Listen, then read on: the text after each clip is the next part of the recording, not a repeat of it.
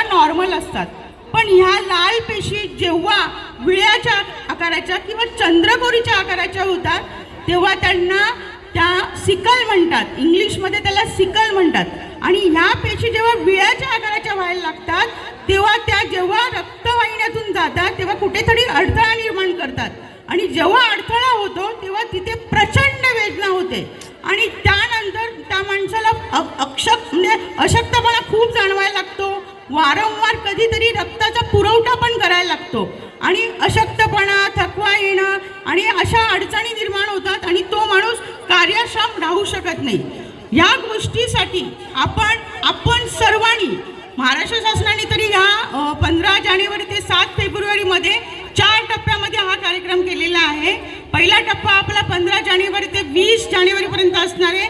Already आपल्या समाजामध्ये जे सिकल सेलचे रुग्ण आहेत आणि ज्यांच्या शरीरामध्ये सिकल सेलचे पेशी आहेत, या रुग्णांची आम्ही तपासणी करून त्यांच्या घरातल्यांची तपासणी करणार आहोत. शिवाय 21 जानेवारी ते 26 जानेवारी या कालावधीमध्ये आपण 0 ते 40 वयोगटातील प्रत्येकाची, ज्यांची सिकल सेलची तपासणी झाली नाही अशा प्रत्येक नागरिकाची ही तपासणी करणं आवश्यक आहे. ही मोफत सगळ्या सरकारी दवाखान्यांमध्ये होते.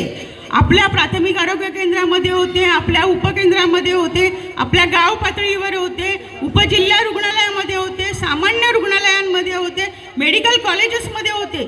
सगळ्या ठिकाणी 15 जानेवारी ते 7 फेब्रुवारी याच्या अंतर्गत ही तपासणी मोफत होणार आहे.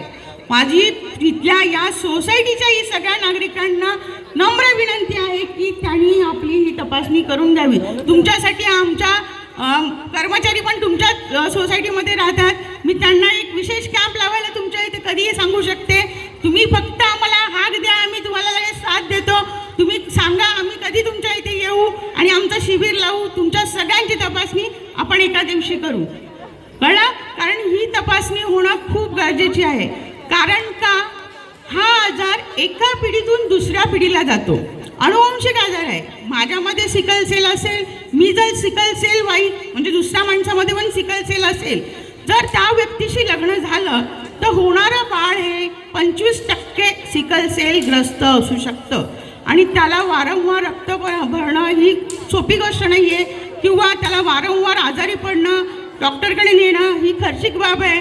जर आपण आत्ताच ठरवलं की लग्न जुळवताना जशा पत्रिका जुळवतो त्याच्यापूर्वी आपण त्या मुलामुलींची काही गोष्टींसाठी तरी समाजाने आता पुढाकार घेतला पाहिजे. आपण पाश्चात्य संस्कृती अनुभवतो, बरोबर, त्या संस्कृतीचं अनुकरण करतो, तर आपण एक पाऊल पुढे वाहू ना. आपण लग्नपत्रिका जमवण्याच्या वेळी त्यांच्या दोन्ही पालकांनी ही भूमिका घ्या की आमच्या मुलामुलींचा आम्ही रक्तगट तपासू. दुसरं रक्तगट तर तपासतात, कारण नाडी एक येईल म्हणून लग्न जमणार नाही या गोष्टी. त्याचसोबत HIV ची तपासणी करा आणि सिकल सेलची तपासणी करा. हे खरंच एक मोठं आव्हान आहे. प्रत्येकाने जर अशी भूमिका घेतली तर समाजात भावी पिढी जी होईल ती खरोखरच निरोगी होईल. कारण निरोगी शरीर हीच खरी संपत्ती आहे. हो, तुमच्याकडे पैसा कितीही असू द्या, पण जर शरीरच निरोगी नसेल तर काही फायदा नसतो. म्हणून समाजाने म्हणजे आत्ता शासनाने जी मोहीम हाती घेतली आपली सिकल सेल विशेष अनिमियाची, तर मला असं वाटतं की प्रत्येक नागरिकाने ही तपासणी 0 ते 40 वयोगटातील ज्यांची तपासणी झाली नाही आहे त्यांनी ही तपासणी निश्चितच करून घ्यावी. हा आजार हवेतून पसरत नाही किंवा तुमचं जर एखादा रुग्ण सिकल सेल ग्रस्त असेल त्याला स्पर्श करणाऱ्याने होणार नाही. हा तुमच्या रक्तातल्या पेशीतला आजार आहे, तो तुम्हाला रक्त तपासूनच कळणार आहे. रक्त तपासणी ही फ्रीमध्ये होते, त्यामुळे तुम्ही ह्याकडे दुर्लक्ष करू नका.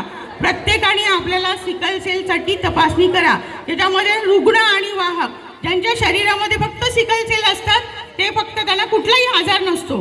पण समजा भविष्यात त्यांनी एखाद्या सिकल सेल वाहकाशी लग्न केलं तर होणारा मूल हे ग्रस्त असू शकतं. म्हणून हा धोका टाळण्यासाठी ज्या शासनाने आपल्याला आता दिली आहे सुविधा, तर प्रत्येकाने त्याचा फायदा करून घ्या. तसंच या सोसायटीचं खरंच अभिनंदन आहे की सगळे सहकार्याने एकत्र चांगला कार्यक्रम करतात आणि असाच समाजाने एकत्र येऊन जर अशा प्रकारे कार्यक्रम केले तर खरोखरच आपला समाज पण निकोप राहील आणि आपल्याला काही आजारही होणार नाहीत. आता आता अशी परिस्थिती आहे की बाजूच्या फ्लॅटमध्ये कोण राहतं हे माहिती नसतं, पण सगळे तुम्ही एकत्र येऊन सोसायटी एवढा छान कार्यक्रम करते. खरंच या सोसायटीचं अभिनंदन. आणि माझी एकच विनंती आहे, तुम्ही सगळ्यांनी सिकल सेल ॲनिमियाची टेस्ट करून घ्यावी. धन्यवाद.